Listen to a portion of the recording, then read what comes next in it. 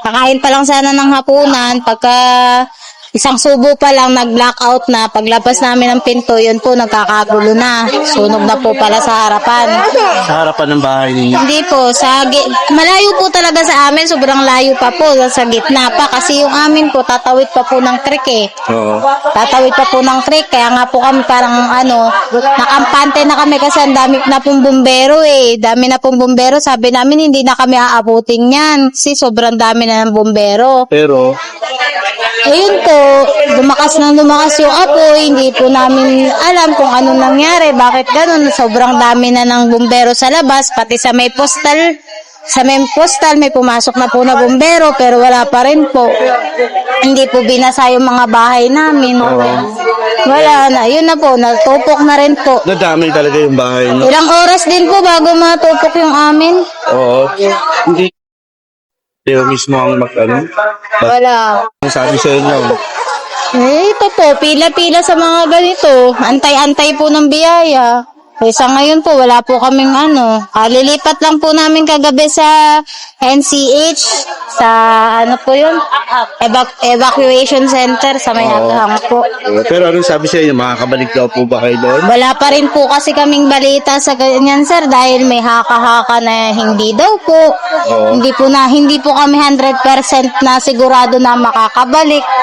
Kasi renter lang din po ako eh, kaya hindi ko rin po masabi. Hindi ko lang din po ito. Din po, halo-halo. Hindi din po namin alam kung pagkatapos po sa evacuation center, kung saan na naman po kami mapapadpa. Pero thankful pa rin kasi kahit pa paano may nagbibigay. Pero yung okay naman. James. Samat ka na may nagkakasunod pero nakakuha na nagpapulong-pulong ng mga tao.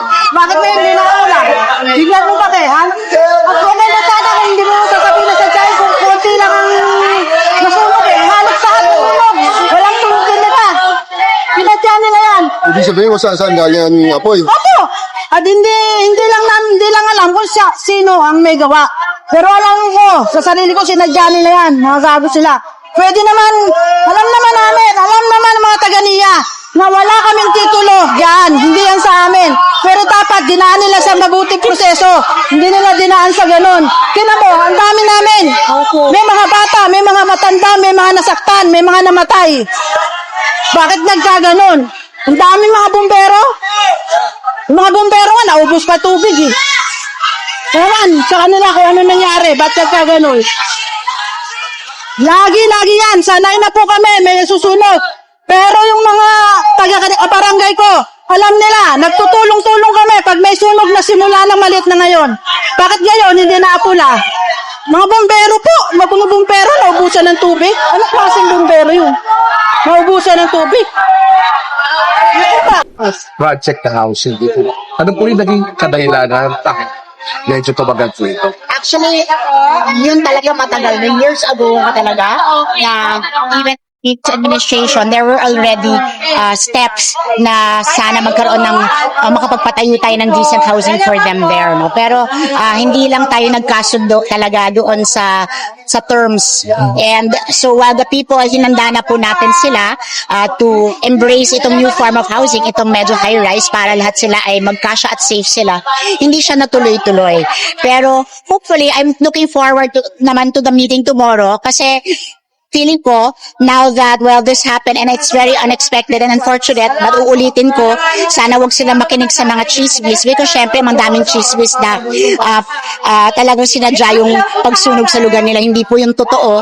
And in fact, the BFP has already investigated and are in the process of submitting a report to me. Pero, it's just an unfortunate incident, but we would like to have an opportunity or make sure there's an opportunity in this tragedy by building safer, better housing that will accommodate all the residents there. Opo.